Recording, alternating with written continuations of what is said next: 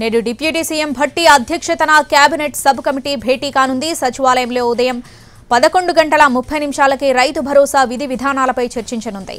అలాగే కౌలు రైతులను గుర్తించడంపైన, రైతు భరోసాకి ఎంత నిధులు అవసరమన్న దానిపైన సబ్ కమిటీ దృష్టి పెట్టనుంది.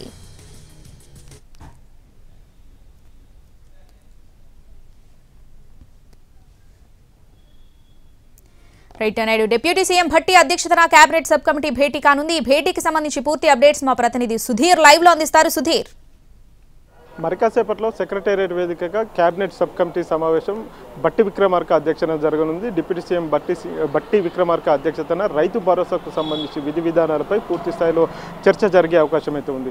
ఈ విషయానికి సంబంధించి ఇప్పటికే రాష్ట్ర ప్రభుత్వం స్పష్టం చేసింది. ఎందుకంటే రైతు భరోసా కింద 15,000 సంవత్సరానికి 15,000 రూపాయలు చెల్లించాలని చెప్పేసి నిర్ణయం తీసుకుంది.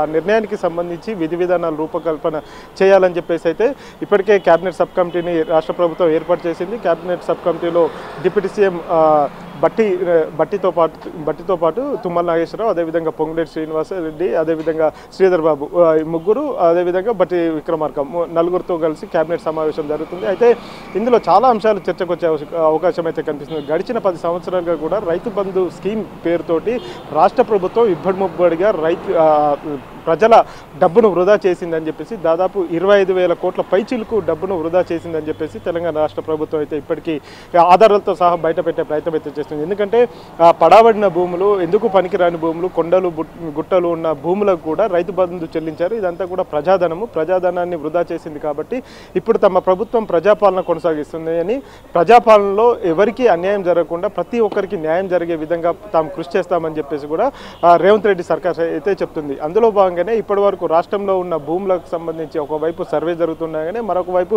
ఇప్పటికే వ్యవసాయ శాఖ అధికారుల నుంచి రైతు భరోసాకు సంబంధించి విధి విధానాలు ఏ విధంగా ఉండాలనే విషయానికి సంబంధించి క్షేత్ర స్థాయిలో కూడా వ్యవసాయ అధికారులు పూర్తి స్థాయిలో ఒక క్వశ్చనీర్ను రైతులకు ఇచ్చి వారి దగ్గర నుంచి పూర్తి స్థాయిలో సమాధానాలు రాబట్టే ప్రయత్నం అయితే చేస్తున్నారు.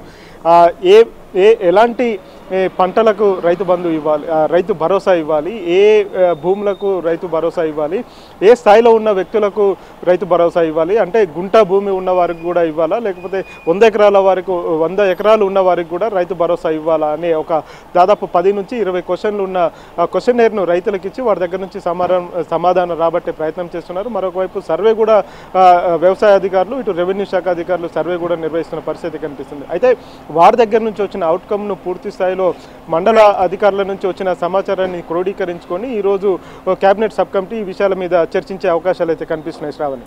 Right Sudheer, thanks for the updates.